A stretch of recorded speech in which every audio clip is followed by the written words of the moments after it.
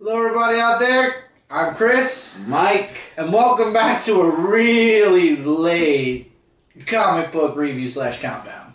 Yeah.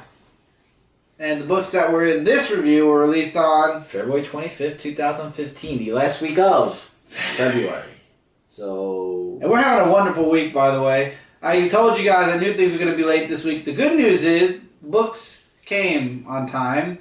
Mailman decided not to ring the doorbell, so he has to go pick them up tomorrow. So it's good that we're doing a Friday review, so this way we don't have to worry about the whole video going up before the review. So... Alright, so the countdown. We are at how many for this countdown? 15. So number 15, and this is not a weekly.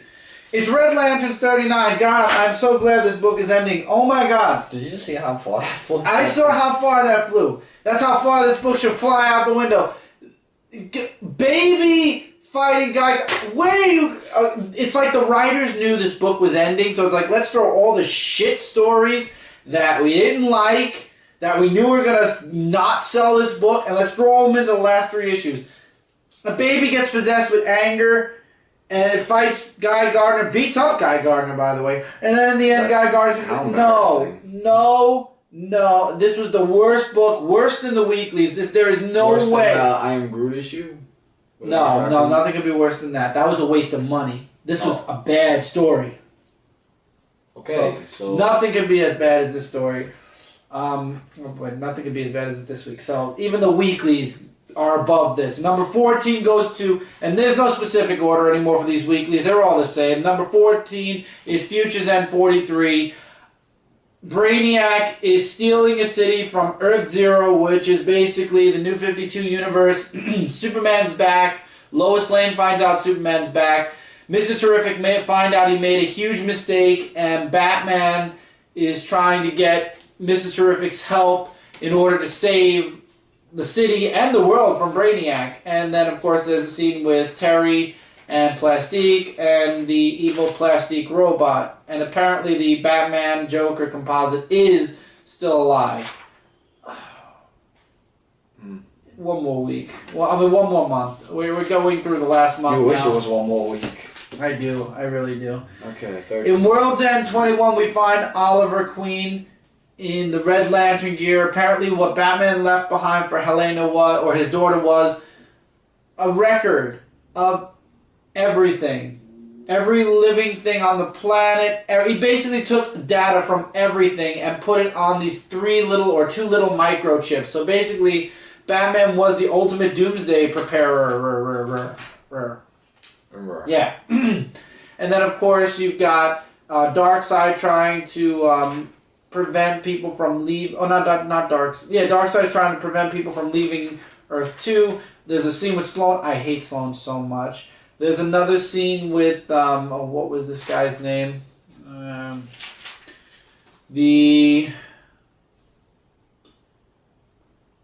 is this leaving me? Brainwave, who is trying to save Earth 2. I hate Terry Sloan so much. I have to say that. I really hate him so much. And things don't go well at the very end. We all know that Earth 2 is going to end, or World's End is going to end very badly, and then they're going to pick up again. While in Batman Eternal 47... Number 12. Number 12, thank you. In Batman 47, the person that is behind everything knows where the Batcave is, breaks into the Batcave, and tries to basically sabotage Batman. That's all you need to know about what's going on in this book. But for the sake of just showing off other things that are going on, you also have a scene with Alfred's daughter and Selina trying to get information about what's going on there. You have Batman stopping... Oh, not Batman. You have the Bat family stopping all of the villains, Batman's arch rivals. And it just basically ends... Let's just say it ends with a bang. Okay. It ends with a real big bang, and Gotham is now officially on fire. This is issue 47, 48, 49, 50, 1, 2. 5 Wednesdays left, and this week is 48, so there's really 4. By the time you're watching this, there's 4 issues left, really. 4 weeks left. I believe this is all ending by the end of March or the very beginning of April. No, I think it's... No, there's 4 weeks in this month, March. So yeah, but Mike, this is issue 47. So probably the end of March, beginning of April. Yeah. It could be. But when it comes to the weeklies at this point, I mean, I'm getting nothing from any of them, to be honest. Batman Eternal, it could have been a nice 24-issue miniseries. You know, 1 or 2 issues a month, it would have been fine. A weekly, I think, was too much. Future's End was too much, but it's leading into Convergence. And World's End is basically just their way of ending Earth 2 and putting the characters on the next step forward. Alright. Number 11 goes to All New X-Men 38. This definitely so far is the weakest issue of Black Vortex. Because nothing really goes on, I feel. The X-Men and Guardians survived the blast from Peter's father, who didn't see that coming. You have the ones that you have Gamora, Angel, and Beast, who ran away with the Black Vortex, you know, just carrying the Vortex around, and then they lose it. They lose the Black Vortex, so now they're chasing after it. And then you got Peter, who basically gives the big middle finger to his father, and then he goes after the Black Vortex. And then the very end, this is where it's going to connect to Cyclops' book. Cyclops comes in. I was not a fan of the artwork in this book. I don't know why, but I just didn't like it as much as I've liked previous books' artwork. And I don't know. But yeah, so Scott shows up at the end. And I believe the next issue is... Oh, go figure. Oh, it says All New All New X-Men 39 is set up next, so I guess All New X-Men 39. Yeah, so 39. So it's going to go right into All New X-Men 39, which is in probably 2 weeks, so maybe we'll get a break from Black Vortex. Number 10 goes to The Flash, issue 39. The story just, I don't know, I'm just not really interested. You got Flash in the Flash, oh god. Flashpoint? Not the Flashpoint. Oh god, I had it. Speed Force. And he is climbing the mountain to find a way to get his powers back. And who didn't see this coming? There's a twist. It turns out that the guy that's been leading him there is not giving him his powers back. He's basically using him to get something. What? Read the book. While the other Flash, the Dark Barry, he finally gets found out in the end where, what's her name? The artwork is good. I gotta say that, though. The artwork is very good in this book. And I want to find out what her name was. Patty. Patty catches Dark Flash, basically saying he's going to kill the person he's fighting, which I forget his name, too, because this is just nonsense at this point. It's 2 stories going on at once. But... Anyway, he finds him, he stops him, he says that he's going to kill thousands of people, so he wants to kill him before he kills everybody else. There's a huge explosion, and well, looks like Dark and True and the real Flash are in trouble by the end of this issue. I don't know, this story at this point, I don't feel like I'm getting anything out of this. I'm waiting for the story arc to end, and it is going to end right before Convergence. It says to be concluded, so obviously it's going to end in March. And was it to be concluded? Now I have the urge to go back and look and make sure it's to be concluded.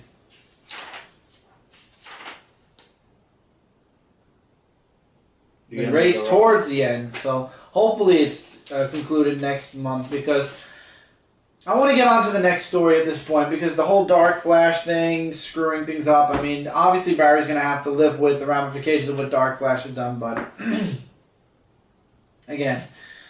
10, right? 9. 9. That is number 9. 9, okay. Is Deathstroke. I'm very bad at remembering numbers when I'm talking about books. Deathstroke issue 5. Again, this was a big fight between Batman and Deathstroke. You got Harley screaming in the background, "Go Bats!" She wants both of them basically to kill themselves. So this way she gets rid of the Bat and she gets rid of Deathstroke for what he did in Suicide Squad all in one go. Of course, that doesn't happen. Deathstroke gets away long enough for him to basically catch Harley and say, "You know where my son is. I want you to take me to him." She does, or she says she will, and then it turns out Jericho and Rose are confronted by somebody else, whom I'm not going to spoil in this book. The story itself was good, but the fight with Batman and everything, I again, this wasn't like super spectacular, but I will say that the fight was really good. The artwork was really good as well. So it was a good book, but this feels like a just action. This is just a fight book between Batman and Deathstroke, and basically it was a stalemate because they both came out alive and they both came out okay. But I don't know, the whole Harley setting it up and Batman and the fight, it was like, this is more of a filler. Let's just throw Batman in there because he's in Gotham. I want to see what happens with Jericho. Number 8 goes to Sinestro, issue number 10. Sinestro gets captured by Mongol, and he sends out a distress call to the Yellow Lanterns. The Yellow Lanterns attack War World, and all the meanwhile you got Mongol prepared for them. And we also find out that somebody who's working for Mongol actually might be working with Sinestro. And at the end, we get a really great surprise at the end, where one person that Sinestro wanted to join his corps in previous issues actually ends up joining, and that was awesome. So he didn't just send a distress call out to the Yellow Lanterns, he sent another special one out, and we get to see that person at the end of this issue. And that was really good. That was an example of artwork. I enjoyed this issue. Sinestro is officially the only Lantern book I'm still getting. Hopefully it'll at least stand. It is going to be standing strong after Convergence. So we'll see where Sinestro goes after Convergence. Maybe I'll grab Green Lantern again. We'll see. I know new story arcs all around are going to be starting. I think everything's concluding before we get into Convergence, or at least it'll be in the second to last issue. So mostly everything will be jump on friendly in 3 months. So we'll see. Again, I don't know how I'm going to feel after Convergence, guys. You know, I'm going to make a video or something about this at some point. But anyway, 7. Thank you. Number 7 is Superior Iron Man, issue number 5. Again, it's a background story on Teen Abomination. That's it. And apparently he's connected to Happy Hogan. And now that Tony found out that he's connected to Happy Hogan, it makes him want to help the boy more instead of just dissect him and get information from him, and that's it. And he's telling the boy a story from his past, and then all of a sudden everything goes blank, and he's like, I can't remember. So now, by the end of the book, you have Tony Stark trying to figure out what happened that one day where he has no memory, there are no records, no cameras, nothing. It's completely blank, and now Tony Stark wants to get his day back, and he wants to know who stole it from him. Things definitely honestly, at the beginning of this issue, I was like, another origin. I really don't need it. I don't care about Teen Abomination. Continue forward. The last couple of pages and the story with Iron Man, where he's talking about his past, really picked the book up for me. Also, this might show that, you know, he's losing memories of his past because of what happened during Axis. We don't know yet what it is. It could be something else completely. I'm hoping at some point what happened to him during Axis gets undone, and we get the real Tony Stark back, and we get some actual, him dealing with the ramifications of what he's done. So all in all, a nice issue, I would definitely say. From our number 6s on, Michael's going to be joining. He has 6 issues this month, and we're starting with Mortal Kombat. This is number 6. Yeah, Mortal Kombat X, issue number 3. This was the origin story of Shao Kahn, and it was boring.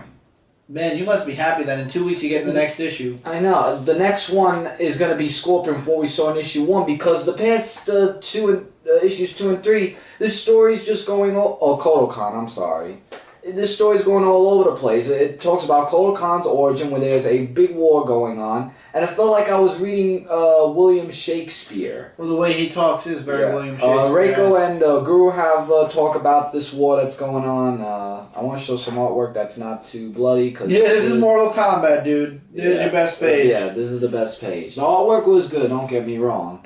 But it was just so boring, and it's just battling just, by the gods and everything, and just to become a champion of some type. Again, this is just the story about Kotal Khan, and he wants to face Goro in Mortal Kombat, and then everything gets out of. Johnny Cage comes in. I'm not going to talk about him because I hate his character, because he annoys me in every way, and then in the end, it's just where the whole thing where Sub-Zero comes in with all what's going on there. And the next is going to be the Scorpion Unleashed. So if I don't see any progression like I saw in issue number 1, if the next issue doesn't hold me, then I'm dropping this book because from number 1 to number all over the place. 6. That's wow. And my number 6 has to go to Fantastic Four, issue number 643. 2 issues to go until the grand finale of Fantastic Four for a while. You get the background on Sleepwalker, and you find out what's happening, why he disappeared for a time, and that he's there to help. Also, we find out that Mr. Fantastic actually was just basically baiting the Quiet. Was it the Quiet Man? I hate when I don't know these things. Yeah, the Quiet Man. I was right. And he breaks free, and not only is he able to reach the 4 on his shirt, which basically tells his family where he is, it also activates these concussion bombs that he set up all throughout New Haven. I believe it's called New Haven, right? Yeah. Oh, Eden. Eden's offices, and he's able to escape, but the Quiet Man leaves.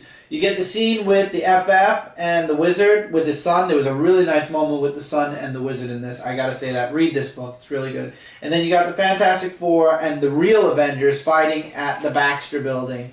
But in the end, the entire family gets together, which is awesome. Like I said, you get a little background on what happened with Sleepwalker.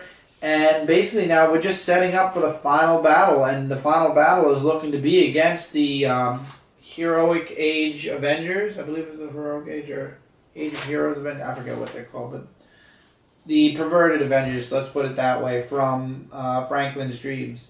And next issue looks very interesting also. Great artwork, great story. I'm very sad to see the Fantastic Four go, but they're going out with a bang. I've loved this volume from issue 1 all the way through to 643. So okay, my top number 5 is Spider-Man the X-Men issue number 3, and I really want to keep this story because this is the actually Spider-Man book that I am reading because I haven't read that many Spider-Man books, and I would really like to stick with reading Spider-Man books. So it's Spider-Man going up against Mojo, and Mojo's like this big Jabba the Hutt-like creature who is going up against... Mojo's known by most X-Men fans. Yeah, and that's some artwork. And it's just Mojo, giving Spider-Man and the X-Men kids a challenge. They get sent to the Mojo-verse, things get a little bit out of hand, and Chameleon was the main focal point in this book because Spider-Man's like one step ahead saying, I know you're Chameleon. And then we get the all-new, uncanny, astonishing X-Babies who actually come in at the end. Really? Yeah, I know. But wait. It gets better, though. Then Spider-Man goes up against Mojo, and then, it was a really big fight in the end, and actually, the uncanny X-Babies actually did something to help Spider-Man win. And if you want to know what it is, then read the book. And Rachel Gray finds out that Peter Parker's Spider-Man. Yeah, I mean, I saw that coming. But this is the only Spider-Man book I have, so I would say pick it up if you're a Spider-Man fan like I am. Alright, number 5. We're still on number 5. Yeah. Batman, issue number 39. Batman has thrown down everything he could. He tried to go to the Court of Owls to look for help. They offered him no help. So finally he brings the Bat family together, and he brings together with him all of his arch nemesis, which are here. And he says, this is our city. If we want to take it back from Joker, we have to take it back. Now, also, Alfred does lose his hand in this issue, which I hope can be repaired. And Joker basically blows up the Batcave. Alfred survives. His daughter makes sure to mention that. And then you just got Batman, the Bat family, and it looks the villains fighting to stop the Joker. And basically says his best trick of all is coming now, and it says to be concluded. I said that I knew this book was going to pick up. Unfortunately, it's picking up in the last 2 issues. I like the action in this book. I love the artwork, of course. I did not waste my time with the secondary story at all, so I'm sorry I can't review that. But for what it's worth, this book is really good. I'm enjoying Batman, and I think Scott Snyder really is picking it up now, and we're getting the last issue in March. Can't wait to see how all of this concludes. Okay, our number 4. Number 4 is S.H.I.E.L.D. issue number 3. The teaming up of Spider-Man and Phil Coulson is in this book. And that's really the whole basis of the book. Just Phil Coulson and Spider-Man just teaming up. I'll just show you guys some artwork, which is right here. And they meet up with this person who is actually like Doctor Strange, Mr. Pavel P. Rasputin. And he's just like basically just, showing them the ways towards a mansion. There are things that go a little bit upside down.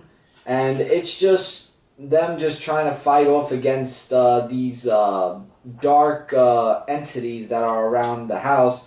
Rasputin does trick Phil Coulson into something, and there's a little bit of a teaming up with Rasputin or Spoon. Is it Rasputin? Rasputin. Yeah, and Spider-Man where he sends like his ghostly self to see all these creatures of what's going on, which actually has Phil Coulson to find out more information about what's going on, as well as a certain clue to a dragon with the symbol-like things. I mean, it's sort of interesting, and I liked it because, hello, Spider-Man's in the issue. So I think the next one he's going to be teaming up with Miss Invisible from Fantastic Four, so I'll definitely look into that. It's really interesting, Phil Coulson teaming up with different Marvel characters. My number 4 has to go to Daredevil issue 13. This was an excellent issue. My favorite part was that Kristen actually has her own arch nemesis. Daredevil thinks that it's somebody who's looking to get to Kristen, to take Kristen to get to him, when it turns out this arch villain, the Lilac Killer, I believe his name is actually just after her, and he comes in to try to save the day when basically he's not saving her from one of his villains, he's saving her from one of her own villains. And also, what's his name shows up again, the Max, the guy who controls the shadows, and Daredevil says that he's still looking for Max's wife, and he's gonna find her. He promises, and Max is like, okay. Also, we get to see, I believe it's the owl at the beginning of this issue, and in the beginning also you see that Matt's happy, but he's not. He hates being, I don't know, to me it looks like he hates being happy. He needs to always be a little crazy. But anyway, turns out that somebody is watching everything that's going on in the city. That's where the cover comes in, and I believe it's the owl, because I see the owl here, and it looks like the owl here.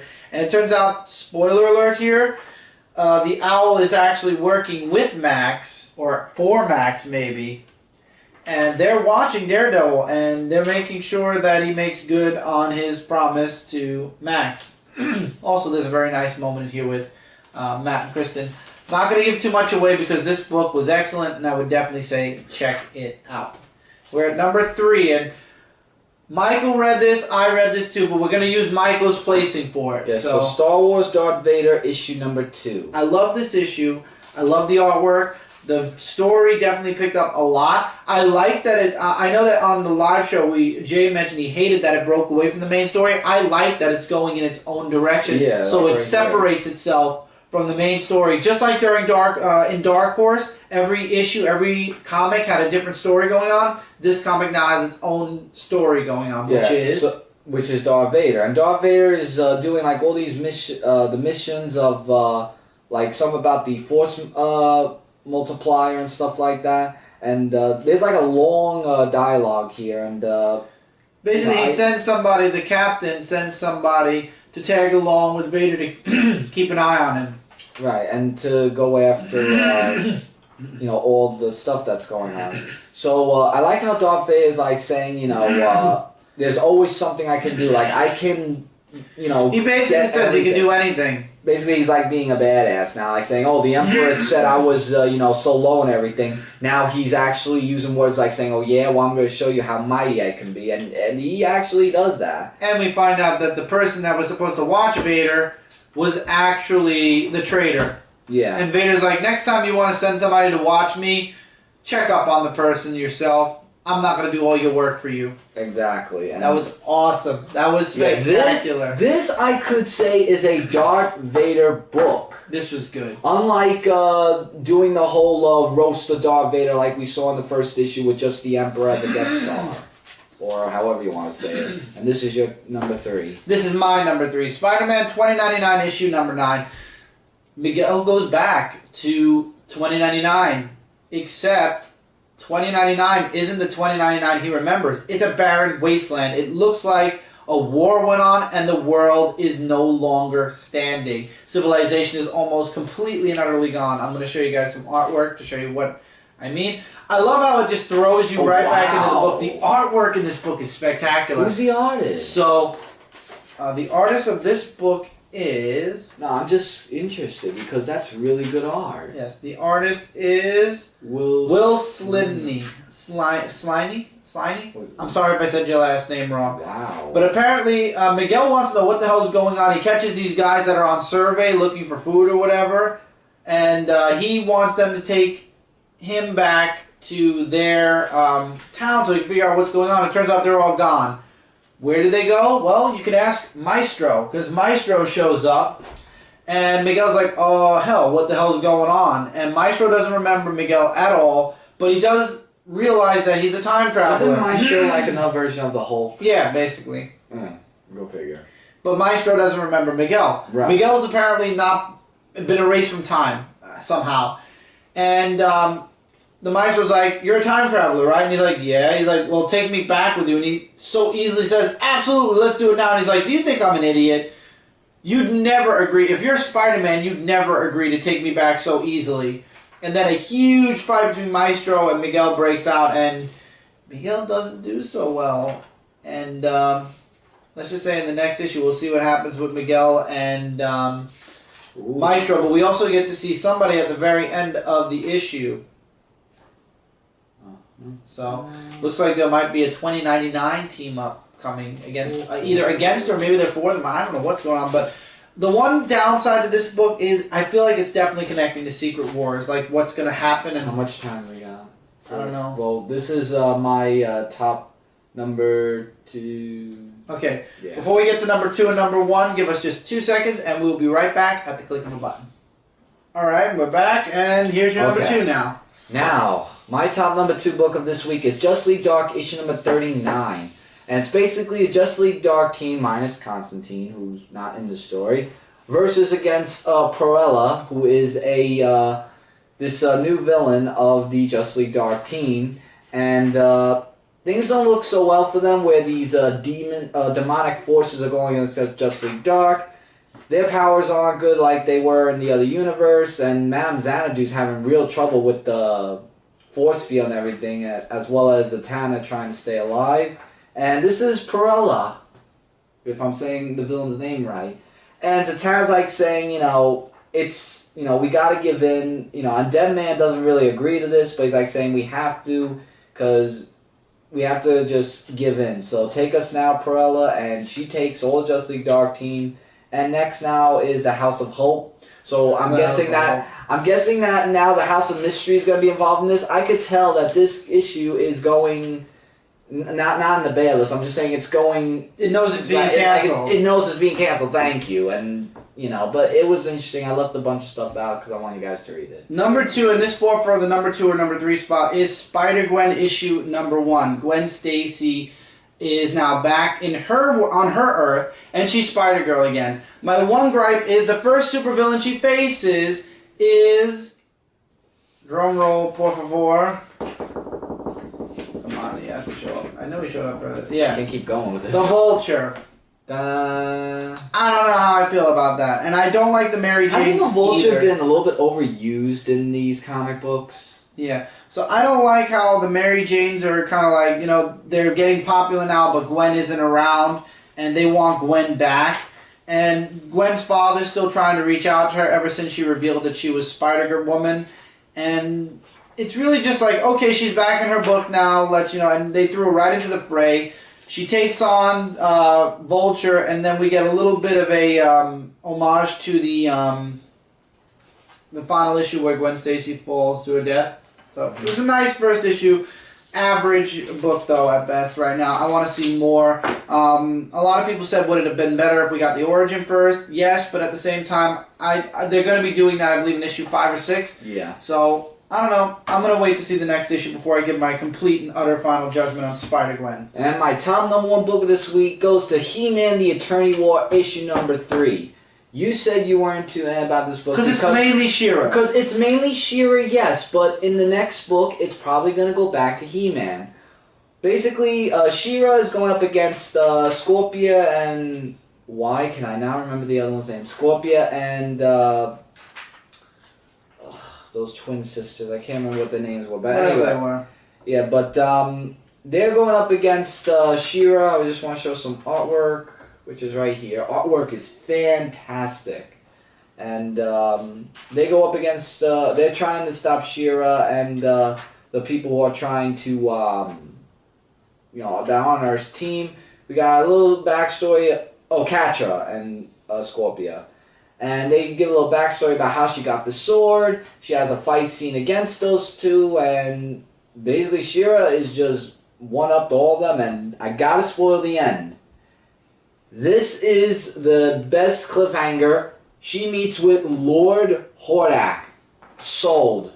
That book, that ending just said, wow, book of the week. Cannot wait to see She-Ra and Lord Hordak go against each other. And I hope She-Ra and He-Man, if he comes in, oh boy. I hope the next issue is going to be like that. And my number one book has to go to The Amazing Spider-Man issue 15. The epilogue and the first issue were the best issues of Spider-Verse. Everything clears up here. We find out, we were right in our prediction that, oh, what's his name? The guy that was fighting against the Inheritors, oh, jeez. Whatever his name is, he becomes the Master Weaver. We get the epic fight between Superior and Amazing, and Pete basically beats the crap out of Doc Ock. However, Doc Ock sets a plan into motion where he puts... Oh, no. Remember the Anna Marie program? He puts her in sleep mode for 100 days, so this could be leading into something a couple of months from now with Doc Ock. Probably during Secret Wars. Don't tell me they're going to do it again. So anyway, yeah, probably. No. So... that guy becomes the Master Weaver, whatever his name was. Karn. Karn becomes the Master Weaver. All the Spider-Men go back to their time. Kane, it turns out, spoiler alert here, is still alive. And Amazing goes back to his world, goes back to what he does best, and we also get a little bit of a cliffhanger to Spider-Verse coming in Secret Wars. Well, we knew that was going to happen. So this was a really good final issue. Spider-Verse in general, though, an average read at best. Definitely not the event of the year or ever with Spider-Man. Yeah. So with that, that's it for this countdown/review, guys. As always, feel free to leave comments below. Likes, dislikes, agree, disagree, recommendations, and we'll answer your comments in the comments below. Don't forget to check out Comic Related, Comic Frontline, Zone 4 Podcast, and Frontline Gaming Zone. Together we your number one source for comic-related news, reviews, and a whole bunch more. Here's to hoping we get back on track. Already the haul's going to be a day late. I apologize for that, but hopefully we'll get back on track. I'm going to get all the digital books together for the indie review tonight while we're waiting for the big 2 books tomorrow, the physical books. Until then, guys, take care, keep reading, keep collecting, and we'll see you guys in the next review. Hey, everybody.